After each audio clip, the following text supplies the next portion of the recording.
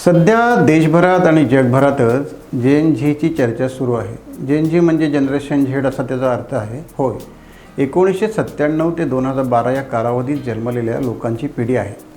Generation झेडमधील बहुतेक मुले हे जनरेशन एक्सची मुले आहेत। ती आपल्या पालकांनाही समजून घेतात, त्यामुळे त्यांचे पालक देखील त्यांच्यासोबत असतात। ही पिढी इंटरनेट, स्मार्टफोन आणि सोशल मीडियाच्या डिजिटल युगात मोठी झालेली पिढी आहे। ही पिढी तंत्रज्ञानप्रेमी असून लहानपणापासूनच मोबाईल आणि इंटरनेट पाहिल्यामुळे तंत्रज्ञानात पटाईत आहेत। इंस्टाग्राम, यूट्यूब आणि स्नॅपचॅटसारखे इतर प्लॅटफॉर्मचा सारखा वापर करणारी ही पिढी सोशल मीडियावर प्रभाव ठेवून आहे। विशेष म्हणजे सामाजिक व राजकीय मुद्द्यांवर ही पिढी उघडपणे आपली मते मांडते। या जेन झेड पिढीचे वैशिष्ट्य म्हणजे ती निर्भय आहे। तिच्या मनात कुणाविषयी द्वेष, मत्सर हेतू नाही। ही पिढी नोकरीसोबतच स्टार्टअप आणि कंटेंट क्रिएशनकडे वेगाने वळत आहे। नावातील झेडचा अर्थ झुमर असा आहे, कारण इंटरनेट झूम करणारी ही पहिली पिढी म्हणून ओळखली जाते। जनरेशन झेड ही मिलियन्स नंतरची आणि जनरेशन अल्फाच्या आधीची पिढी आहे। 2012च्या अगोदर जन्मलेल्या या पिढीने जगाकडून मोठ्या अपेक्षा ठेवल्या आहेत। जेव्हा ते परीक्षा देतात, पास होतात, तरीही त्यांना जॉब मिळत नसेल तर ते बेचैन होतात।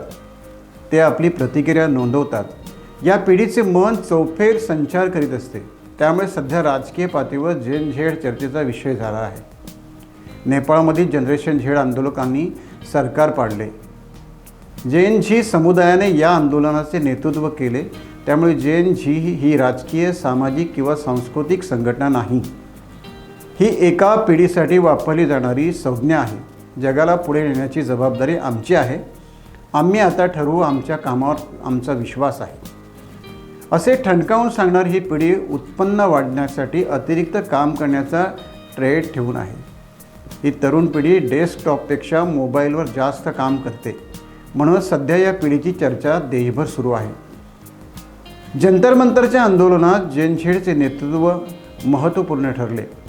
आता ही पिढी अराजकीय स्थितीत देशभर संचार करीत असल्याने राजकीय पक्ष या पिढीकडे मोठ्या अपेक्षेने पाहू लागले आहेत, कारण हे जेन झेड कोणत्याही पक्षाचे नाहीत।